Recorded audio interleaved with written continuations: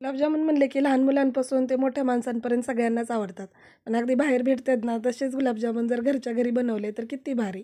तर मी फक्त मिल्क पावडरपासून तुम्हाला बाहेर जसे भेटतात ना, तसेच गुलाबजामुन बनवून दाखवणार आहे. त्यासाठी व्हिडिओ पूर्ण पहा. चला तर मग सुरुवात करूयात.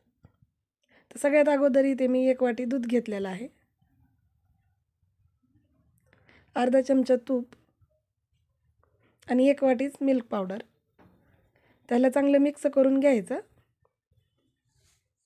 आणि दूध आणि आपलं मिल्क पावडरच्या गुठळ्या होतात, म्हणून आपण इथे चांगल्याला मिक्स करून घेतल्यानंतरच गॅस चालू करायचा आहे.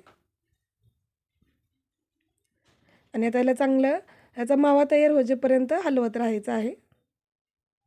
तर आता इथे तुम्ही पाहू शकता आपलं मिल्क पावडरचा मावा तयार झालेला आहे. त्याने कढई सोडलेली आहे. म्हणजेच आपलं कढईला तो चिटकत नसेल की मग समजायचं की आपला मावा तयार झालेला आहे. तर आता आपण याला ताटामध्ये काढून घ्यायचं आणि याला चांगलं थंड करून घ्यायचं.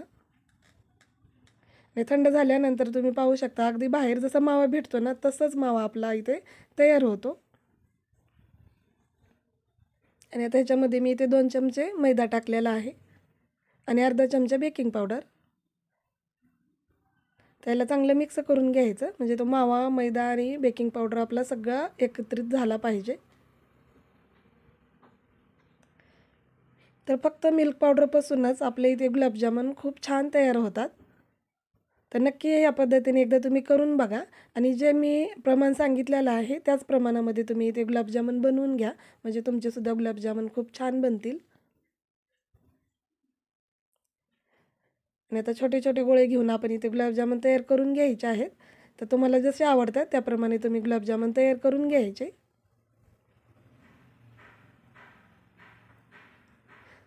तर 1 वाटी मिल्क पावडरमध्येच भरपूर सारे असे गुलाबजामुन आपले तयार होतात. तर आता आपण ते पाक तयार करून घेऊ. तर पाक तयार करण्यासाठी मी इथे 1 वाटी साखर घेतलेली आहे आणि 1 वाटी साखरेसाठी 2 वाटी पाणी घेतलेलं आहे आणि 2 विलायचीचे बोंड मी असेच टाकून घेतलेले आहेत.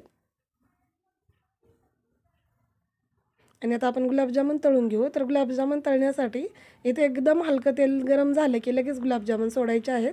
तर तेल जास्त गरम होऊ द्यायचं नाही. जर तेल जास्त गरम असेल तर आपलं गुलाबजामुन वरनं तळले जातात आणि आतमध्ये कच्चे राहतात.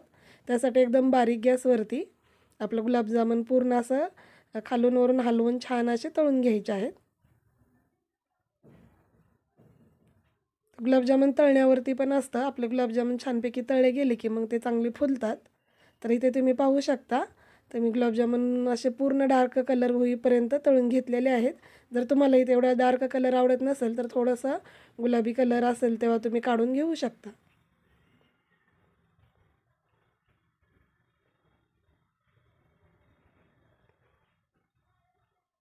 तर आता पूर्ण गुलाबजामुन आपले तळून झालेले आहेत आणि इकडे आपला पाकसुद्धा तयार झालेला आहे.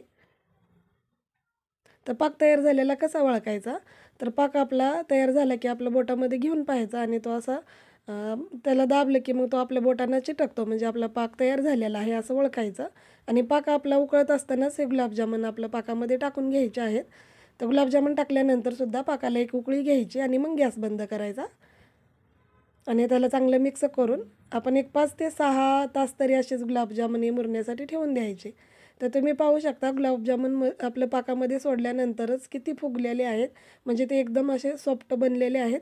तर आपल्याला लगेच ओळखायला येतं की आपले गुलाबजामुन किती छान तयार झालेले आहेत. आणि आता 4-5 तासानंतर आपले गुलाबजामुन तुम्ही पाहू शकता मस्त असे एकदम सॉफ्ट झालेले आहेत. त्याला आतमधून पूर्ण अशी जाळी पडलेली आहे आणि पाकसुद्धा खूप छान तयार झालेला आहे.